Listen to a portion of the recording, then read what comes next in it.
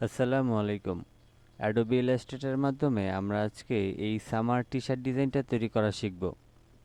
তো এই ডিজাইনটার ক্ষেত্রে আমরা কি কি শেপ ব্যবহার করেছি, কোন জায়গা থেকে আমরা এই ভেক্টরগুলি কালেক্ট করেছি, তারপর হচ্ছে আমরা এটাকে কিভাবে মকআপ করেছি, সম্পূর্ণ বিষয়টা আজকের এই ভিডিও থেকে জানতে পারবেন। এবং সবচাইতে বড় বিষয় হচ্ছে যে কক্সবাজার প্লেসটা ব্যবহার করে আমরা এই টি শার্ট ডিজাইনটা তৈরি করেছি।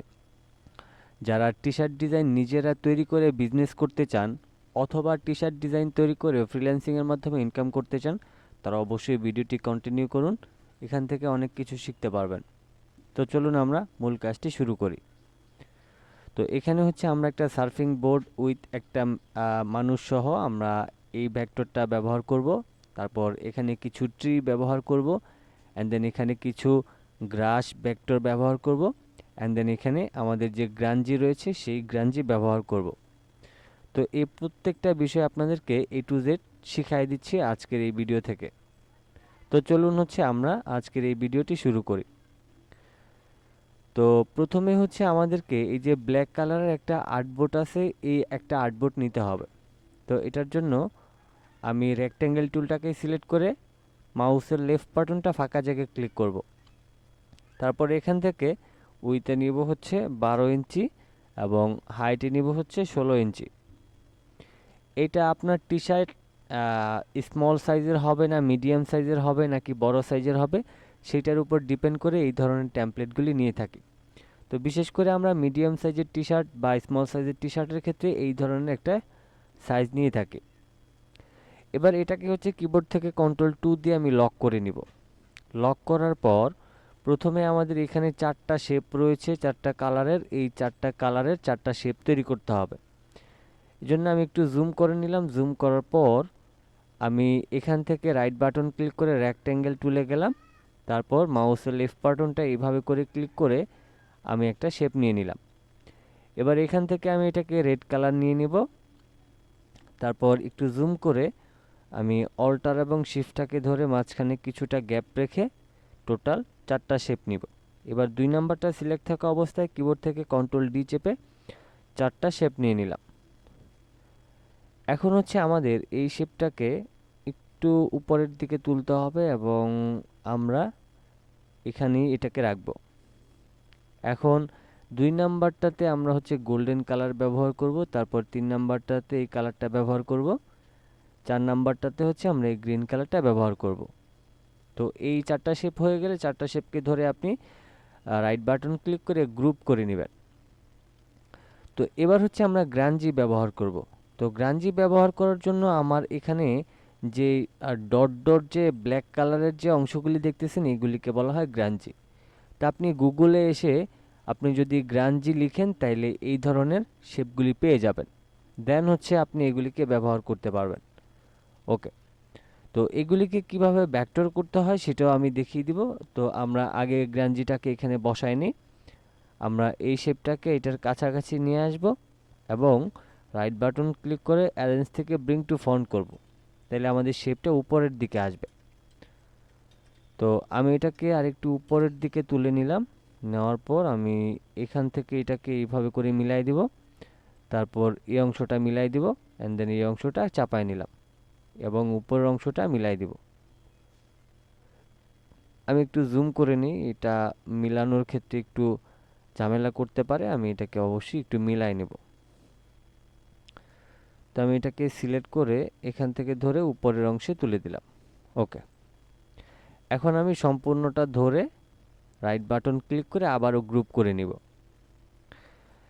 এখন হচ্ছে আমরা এখান থেকে এই যে আমাদের সার্ফিং বোর্ডটা ব্যবহার করব, তারপর হচ্ছে এটা ব্যবহার করব এবং এখানে থেকে ট্রিগুলি ব্যবহার করব।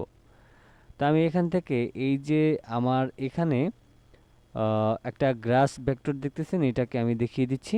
যেমন এখানে আমি লিখেছি গ্রাস ভেক্টর, দেন এই ভেক্টরটা আমরা ব্যবহার করেছি। এটা ব্যবহার করার জন্য আপনি রাইট বাটন ক্লিক করে প্রথমে কপি ইমেজ করবেন। তারপর এখানে হচ্ছে Ctrl+V দিয়ে পেস্ট করবেন। তারপর প্রয়োজন অনুযায়ী এটাকে বড় করে আপনি এটাকে এখানে রেখে দেবেন। এবার এটাকে হচ্ছে আপনি এই যে ইমেজ ট্রেস অপশন আছে এই অ্যারো কিতে ক্লিক করে হাই ফিডিলিটি ফটো এখানে ক্লিক করবেন। ক্লিক করার পর আপনি এখান থেকে এটাকে এক্সপান্ড করে নেবেন। তারপর রাইট বাটন ক্লিক করে আনগ্রুপ করবেন, আবারও রাইট বাটন ক্লিক করে আপনি আনগ্রুপ করে দেন এই সাদা অংশটা আপনি এই ম্যাজিক ওয়াইন টুলের মাধ্যমে সিলেক্ট করে কিবোর্ড থেকে ডিলিট প্রেস করবেন। অ্যান্ড দেন আপনি সম্পূর্ণ অংশটাকে আবারও সিলেক্ট করে আপনি এখানে এই ব্ল্যাক কালারের উপর ক্লিক করবেন, তাহলে এখানে সম্পূর্ণ অংশটা ব্ল্যাক হয়ে যাবে। ওকে, তো এবার হচ্ছে আমরা এখান থেকে এই সম্পূর্ণটাকে ধরে আমি উইন্ডো থেকে পাথফাইন্ডারে গিয়ে আমি ইউনাইট করে দিব। তো এটা ইউনাইট হয়ে গেলে এখানে যে আলাদা যে অংশটা ছিল সেটা সহ একটা হয়ে যাবে। এরপর এই যে নিচের যে বাড়তি অংশ রয়েছে এটাকে আপনি লাইন সেগমেন্ট টুলের মাধ্যমে এইভাবে করে একটা লাইন নিয়ে তারপর দুইটাকে সিলেক্ট করে আপনি শেপ বিল্ডার টুলের মাধ্যমে আপনি এই অংশটা কেটে দিলেই হয়ে যাবে। তো আমি আপনাদেরকে বোঝার সুবিধার্থে দেখিয়ে দিলাম, কারণ যেহেতু আমার আগে থেকে এখানে তৈরি করা রয়েছে আমি এখন অযথা তৈরি করে সময় নষ্ট করব না, আমি এখান থেকে এটাকে বসিয়ে নিব। ওকে, তো এবার হচ্ছে আমি এই অংশটাকে জুম করে আমরা এই শেপটাকে আমার এখানে বসিয়ে নিব। তো তার জন্য আমি এটাকে একবারে এখানে সুন্দর করে এখানে বসাই নেব। তারপর রাইট বাটন ক্লিক করে অ্যারেঞ্জ ব্রিং টু ফন্ট, তারপর আবার একটু জুম করব, জুম করার পর এটাকে একদম একুরেটভাবে আমি বসাই নেব। আমি এটাকে সিলেক্ট করে নিচ্ছি, সিলেক্ট করার নেওয়ার পর শিফটটাকে ধরে আমি এটাকে এখানে বসাই নেব। ওকে, তো এগুলিকে বসানোর জন্য অবশ্যই একটু জুম করে যদি আপনি কাজ করেন তাহলে আপনার জন্য সুবিধা হবে, কারণ এগুলি একদম স্মুথভাবে এবং একুরেটভাবে বসাইতে হবে। যেমন এই অংশটা একটু গ্যাপ রয়ে গিয়েছে, এগুলি যদি ঠিকঠাক মতো না বসাতে পারেন তাহলে আপনার শেপটা কিন্তু সুন্দর হবে না। আমি এই অংশটাকে মিলাই দিলাম, তারপর আমি এই অংশটাকে একটু জুম করে নিই, একটু জুম করে নিচ্ছি। ওকে, এবার এটাকে সিলেক্ট করে আমি আরও একটু জুম করে নিব। অবশ্যই কাজ করার সময় ভালোভাবে জুম করে দেখে নেবেন এবং এটাকে সুন্দর করে মিলাই নেবেন। যদি এটাকে সুন্দর করে মিলাইতে না পারেন তাহলে আপনার ডিজাইন কিন্তু দেখতে ভালো লাগবে না। এবার আমরা আবারও সম্পূর্ণটা সিলেক্ট করে আমরা গ্রুপ করে নিব। প্রত্যেকটা অংশ আমরা মিলাবো এবং আমরা গ্রুপ করে দিব। এখন হচ্ছে আমরা এইখানে যে আমরা এই ট্রিটা ব্যবহার করেছি এগুলিকে বলা হয় ট্রি। তো আপনি যদি ট্রি ভেক্টর ডাউনলোড করতে চান আপনি ট্রি ভেক্টর লিখবেন, এই ধরনের ট্রি ভেক্টর পেয়ে যাবেন। যেভাবে করে আমি আপনাদেরকে ইমেজ ট্রেস করতে বললাম সেভাবে করে ইমেজ ট্রেস করে নেবেন। তো এবার হচ্ছে আমি এই ট্রিটাকে এখানে টেনে নিয়ে আসতেছি এবং আমি আমার জায়গা অনুযায়ী বসিয়ে নিব। এটাকে আমি শিফটটাকে ধরে একটু বড় করে নিই, তারপর এটাকে সুন্দর করে এখানে নিয়ে এটাকে বসাই দিলাম। তারপর রাইট বাটন ক্লিক করে অ্যারেঞ্জ ব্রিং টু ফন্ট করব। ওকে, এটা ঠিকঠাক মতো বসে গিয়েছে। এবার হচ্ছে আমাদের এখানে আমরা সার্ফিং বোর্ডটাকে বসাই নেব। তো এবার এটাকে আমি সিলেক্ট করে সরাসরি এখানে টেনে নিয়ে আসব এবং আমি এটাকে এখানে বসাই দিব। তারপর এটাকে হচ্ছে রাইট বাটন ক্লিক করে অ্যারেঞ্জ ব্রিং টু ফন্ট করব। এখন এখানে আমাদের এই যে ছবিটা রয়েছে এটাকে আমাদের ছোট করতে হবে। এটার জন্য যে কোনো একটা কর্নারে ধরে শিফটটাকে ধরে আপনি ছোট করবেন, তারপর এটাকে এই পাশটাতে নিয়ে আপনি জাস্ট বসিয়ে দিবেন। ওকে, আমি এটাকে আরেকটু নিচের দিকে নামাই নিই। গুড, এখানে বসায় নিলাম। তারপর হচ্ছে আমরা এখানে আরও কিছু ট্রি ব্যবহার করেছি, আপনি আপনার মতো করে যে কোনো ট্রি ব্যবহার করতে পারেন। আমি ধরেন এখান থেকে এই ট্রিটা নিলাম, তারপর হচ্ছে আমি একটু জুম করে নিই। অবশ্যই প্রত্যেকটা শেপকে আপনি জুম করে বসাবেন। জুম করে বসাইলে আপনি একদম একুরেটভাবে বসাইতে পারবেন। যদি জুম না করেন তাহলে আসলে সম্পূর্ণ অংশটাকে ভালোভাবে বসাতে পারবেন না। এজন্যই আসলে জুম করে করে কাজ করতে হয়। তা আমি ধরেন এটাকে এখানে বসাই দিলাম, তারপর এটাকে শিফটটাকে ধরে ছোট করে নিয়ে এখানে বসাই দিলাম। এটাকে আরও এই পাশটাতে নিয়ে আসবো আমি। এবার এটাকে আবার অল্টার ধরে আমি এই পাশটাতে নিয়ে আমি হচ্ছে এটাকে শিফটটাকে ধরে বড় করে নিব প্রয়োজন অনুযায়ী। অত আহামরি বড় করার প্রয়োজন নেই, যতটুকু লাগবে ঠিক ততটুকু আপনি করবেন, যতটা করলে আসলে সুন্দর হবে ঠিক ততটুকুই করবেন। আমি ধরেন এটাকে একটু বড় করে নিচ্ছি, তারপর এখানে বসাই দিলাম। ওকে, এখন হচ্ছে আমাদের এখানে মোটামুটি সব কিছুই বসানো হয়ে গিয়েছে। এবার হচ্ছে আমরা এখানে আমাদের যে লেখাগুলি থাকে সেই লেখাগুলি লিখে দেব। তো আমি হচ্ছে এখান থেকে হোয়াইট কালারটা দিয়ে দিই। ওকে, এবার হচ্ছে আমরা উপরের অংশে যে সামার লেখাটা রয়েছে সেটা লিখে নিই। আমি অবশ্যই এরিয়াল ব্ল্যাক ফন্টটা ব্যবহার করব উপরের অংশে, SUMMER। ওকে, এবার হচ্ছে আমি প্রয়োজন অনুযায়ী বড় করে আমি রাইট বাটন ক্লিক করে ক্রিয়েট আউটলাইন করব। তারপর হচ্ছে আমি এটাকে আমি এখানটায় বসিয়ে দিব। তারপর এটাকে হোয়াইট কালার করে দিয়ে প্রয়োজন অনুযায়ী আমি ছোট করে নিব। আমি এখানটায় নিয়ে আসলাম, তারপর এটাকে নিচের দিকে নিয়ে আসব।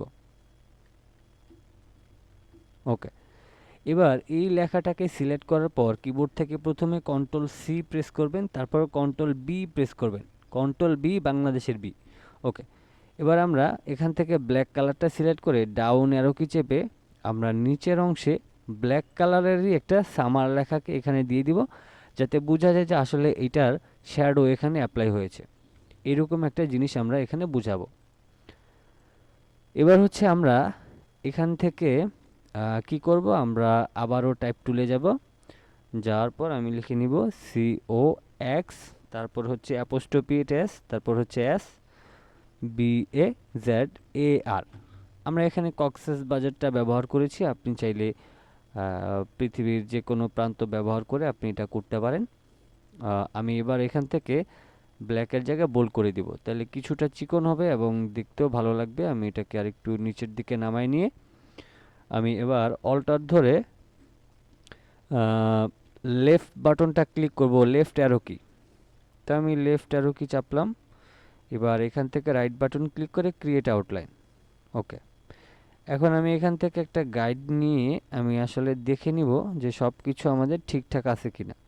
যদি কোনো অংশ ভিতরে বাহিরে কম বেশি হয়ে যায় সেক্ষেত্রে আমরা এই গাইডের মাধ্যমে ঠিক করে নিতে পারবো। তো মনে হচ্ছে আর্টটা একটু বাইরের দিকে চলে গেছে, সেক্ষেত্রে আমি এটাকে একটু ছোট করে নিতে পারি। আমি শিফটটাকে ধরে নর্মালি এতটুকু ছোট করে নিলাম। ফাইনালি আমাদের কিন্তু ডিজাইনটা তৈরি হয়ে গেল। এবার হচ্ছে আমরা এটাকে মক আপ করব। তো মক আপ করার জন্য আমরা এই সম্পূর্ণ লেখাটাকে আরেকটু নিচের দিকে নামাই দিলাম। ওকে, তারপর এই ট্রিটাকে মেবি এই দিকটা একটু চওড়া করতে হবে। ঠিক আছে, এখন আমাদের ডিজাইন পুরোপুরি কমপ্লিট। এবার আমরা ফটোশপে যাব। ফটোশপে গিয়ে আমরা এখান থেকে এই ডিজাইনটাকে ডিলিট করে দিই, যেহেতু এটা মক আপ করেছিলাম। আমি ফাইল থেকে ওপেনে যাব, ওপেন থেকে আমি এই টি শার্ট মক আপটা ব্যবহার করব। আপনারা যে কোনো ধরনের মক আপ ব্যবহার করতে পারেন, কোনো প্রবলেম নেই। আমি মাউসের লেফট বাটনটা এখানে ডাবল ক্লিক করছি, তারপর এখান থেকে আমার সম্পূর্ণ ডিজাইনটাকে আমি সিলেক্ট করে মাউসের লেফট বাটনটা ক্লিক করে ফটোশপের এখানে এনে ছেড়ে দেব। ছেড়ে দেওয়ার পর এখন এখানে হচ্ছে আমাদের ডিজাইনটা পেস্ট হয়ে গেল। আমি এবার এখান থেকে টিক মার্কে ক্লিক করে দিলাম, অ্যান্ড দেন এখান থেকে এই লেয়ারের চোখটা বন্ধ করে দিলাম। কিবোর্ড থেকে Ctrl+S প্রেস করে আমি এখানে কিছু সময় অপেক্ষা করব। তো আমি এখানে কিছু সময় অপেক্ষা করার পর এবার যদি আমি এই ট্যাবে ফিরে আসি, তাইলে দেখেন আমাদের সহজেই কিন্তু সুন্দর একটা টি শার্ট ডিজাইন আমরা তৈরি করে ফেললাম। এখন এখানে হচ্ছে আমি আমার যে ব্যাকগ্রাউন্ড কালারটা আছে সেটা আমি একটু গোল্ডেন টাইপের কালার করতে চাই। সেক্ষেত্রে আমি এই যে ব্যাকগ্রাউন্ড কালারটা রয়েছে সেই ব্যাকগ্রাউন্ড কালারটা একটু পরিবর্তন করব। তো ব্যাকগ্রাউন্ড কালার পরিবর্তন করার জন্য আমি এই কালারটাকে টেনে এখানটায় নিয়ে আসবো। আমি আরেকটু নিয়ে আসতেছি, অ্যান্ড দেন এখান থেকে আমি ওকে করে দেব। তো এই ছিল আমাদের আজকের টিউটোরিয়াল। আজকের ডিজাইনটি কেমন লাগলো অবশ্যই কমেন্ট বক্সে জানিয়ে দিবেন, এবং যদি চ্যানেলে নতুন এসে থাকেন সাবস্ক্রাইব করে সাথে থাকবেন। কোনো কিছু আপনাদের যদি টি শার্ট ডিজাইন সম্পর্কে জানার প্রয়োজন থাকে অবশ্যই কমেন্ট বক্সে জানিয়ে দিবেন। সবাই ভালো থাকবেন, সুস্থ থাকবেন। আল্লাহ হাফেজ।